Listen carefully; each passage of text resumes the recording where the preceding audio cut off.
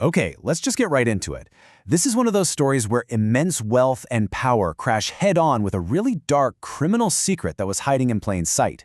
We're talking about the Alexander brothers, absolute superstars in the world of luxury real estate, brokering some of the biggest deals you can imagine. But behind all those billion-dollar sales was a horrific secret that just led to a verdict that nobody saw coming. And there it is. That's the headline that sent absolute shockwaves through the entire industry. A federal jury in New York found the brothers, Tal and Oren Alexander, plus Oren's twin, Alon, guilty. And not just on 1 or 2 counts, no. Guilty on all 10 federal charges, and that includes sex trafficking. Their rise was spectacular, but their fall, it was just as fast. And make no mistake, this wasn't some minor thing. I mean, just listen to the words from the U.S. attorney here. Chilling, reprehensible, unacceptable. That language tells you everything you need to know about the severity of this. This wasn't just a verdict, it was a total condemnation of what turned out to be a decade-long pattern of abuse. So what exactly did they do? Well, the prosecution built their entire case around this single, pretty damning concept they started calling the brothers' playbook. And the key thing here is that this wasn't random, it was a system. I want you to focus on that one word, methodical. That's what makes this whole thing so incredibly chilling. This wasn't a party that got a little out of hand. Oh no. The prosecutors argued this was a deliberate, repeatable, and coordinated strategy. It points to a cold, calculated mindset, which just erases any possibility that this was all a misunderstanding. This was their routine. And this is how that playbook worked, broken down into 3 simple, horrifying steps. First, they'd use the glamour of their world, the fancy penthouses, the exclusive parties, to lure women in. Second, they'd give them drinks that were meant to incapacitate them, leaving the victims unable to consent or even remember what happened. And third, the coordinated assaults, which an incredible 11 women bravely testified about in court. And get this wasn't just for a short period of time. The timeline here is just staggering. The prosecution laid out a pattern of abuse that went on for 13 years. Think about that. This wasn't some dark secret they kept for a little while. It was an entire chapter of their lives, running side by side with all of their public success. So to really get the scale of this fall, you have to understand the insane height they fell from. I mean, who were the Alexander brothers to the outside world? They were, and there's no exaggeration here, real estate royalty. This number right here, it says it all. $238 million. That was for one sale.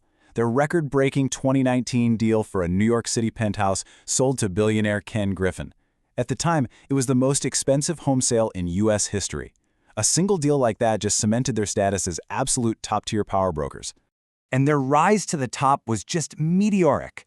They joined this powerhouse firm, Douglas Elliman, back in 2012, and then, just a few years later, they are at the very, very top of the industry. They then used that success to launch their own brokerage, Official Partners, in 2022. They were the faces of modern luxury real estate.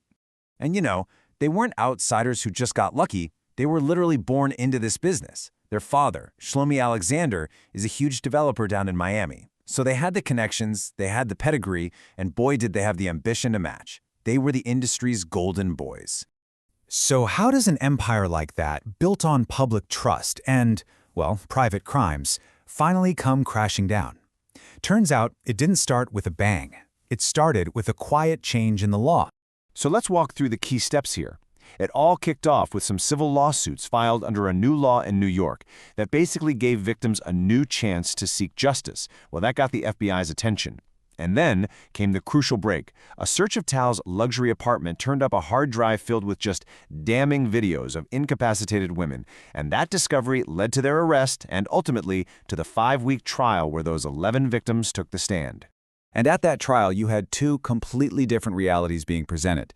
The prosecution, like we've talked about, laid out this coordinated playbook of abuse, and they backed it up with victim testimony and those awful videos. The defense, on the other hand, argued that the encounters were all consensual. They tried to paint the accusers as opportunists, just looking for a payday, and they pointed to a lack of traditional forensic evidence like old police or medical reports. Well, in the end, the jury believed the prosecution. So let's look at the direct consequences of that guilty verdict, for the brothers themselves and for the wider community. The number that matters most right now is 15. That is the mandatory minimum number of years in prison that each brother is facing. And the maximum?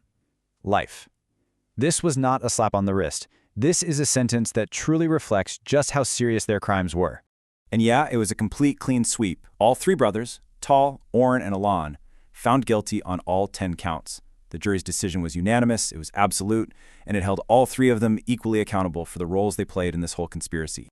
And that brings us right back to the U.S. Attorney, who framed this as more than just justice for the victims. He said it was a message, a clear declaration that this kind of predatory behavior, it doesn't matter how rich you are or how powerful you are, it will not be tolerated. And the professional fallout? It was total. Official partners, the brokerage they founded right at the peak of their success, completely collapsed. Their business, their reputation, their whole empire. Poof, gone. So, we end up here with this question. The verdict delivered justice, and it held three men accountable. But it leaves this lingering, much more troubling question. For a playbook like this to work for over a decade, across multiple cities and involve dozens of victims, you have to ask, how many people had to look the other way?